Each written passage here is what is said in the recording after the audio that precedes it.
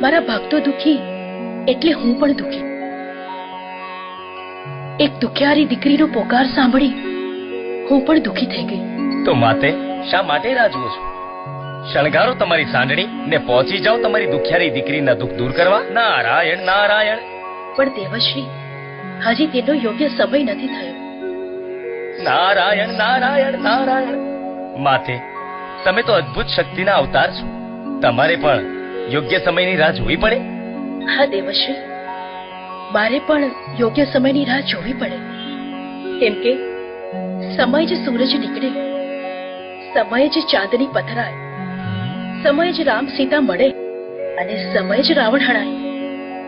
સમયનું સર્જન પણ મેં જ કર્યું છે, માટે મનુષ્યને સમયની કિંમત મારે જ કરાવવાની છે. માતે, આપની લીલા અપરંપાર છે. નારાયણ નારાયણ.